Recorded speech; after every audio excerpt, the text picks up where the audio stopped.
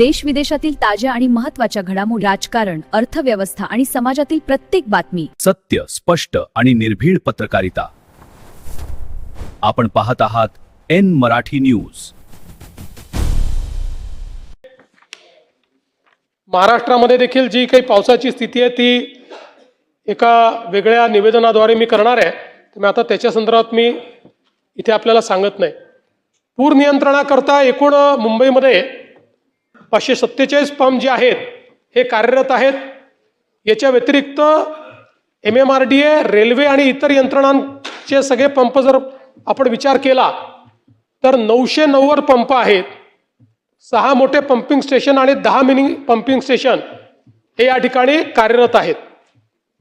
यावर्षी पावसाळ्यापूर्वी जी काही नालेसफाई झाली त्याचा जो रेशिओ आहे तो पावसाळ्यापूर्वी 80%, पावसाळा सुरू असताना 10% आणि पावसाळा संपल्यावर 10%, अशा पद्धतीने ती आपण करतो.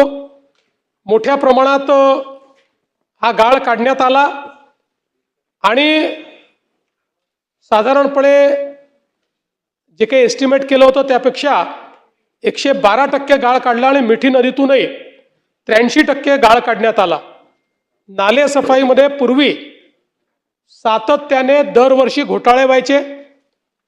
आपल्याला कल्पना आहे की मागे ज्यावेळेस घोटाळा निघाला तर नाले सफाईमध्ये निघालेला गाळ हा ज्या वाहनातनं नेला त्या वाहनांच्या नंबर प्लेट तपासल्यानंतर काही स्कूटर निघाल्या, काही ऑटो रिक्षा निघाले, काही तर चांगल्या पद्धतीच्या कार निघाल्या. आणि म्हणून आता नव्याने मागील वर्षापासनं AI उपयोग करून फ्रॉड डिटेक्शनची व्यवस्था उभी केली आहे. त्याचा परिणाम असा झाला की यावेळेस 2025 साली क्लेम्स देताना जवळपास 12.5 कोटी रुपयाचा दंड हा कंत्राटदारांना झाला. 26 मध्ये 9.25 कोटीचा दंड हा कंत्राटदारांना झाला.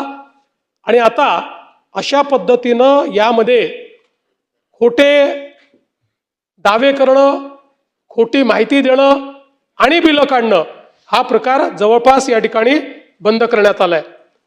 मुंबईमध्ये खरं म्हणजे ब्रिमस्टो ॲक्टचा जो आपण आराखडा तयार केला प्रभूसाहेब, आता मला देखील 25 वर्ष या सभागृहात झाले, तुम्ही महानगरपालिकेतही राहिले, पण 25 वर्ष आपण तोच एक आराखडा ऐकतोय आणि तो अजूनही पूर्ण झाला नाही. पण आता त्यातल्या मेजर गोष्टी या पुढच्या 1-2 वर्षात पूर्ण करण्याचा आपला प्रयत्न आहे.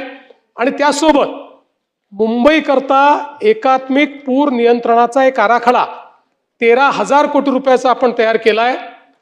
हा आराखडा केंद्र सरकारला आपण सादर केलेला आहे.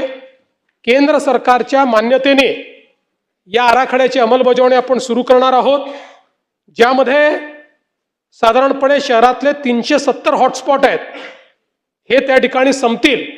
आणि ते झाले तर मुंबईसारखं शहर की ज्या ठिकाणी मोठ्या प्रमाणात पाऊस आला आणि त्याचवेळी जर भरती आली तर भरती, कारण मुंबईचं पावसाचं पाणी समुद्रात न्यावं लागतं, भरती ते पाणी समुद्रात येऊ देत नाही.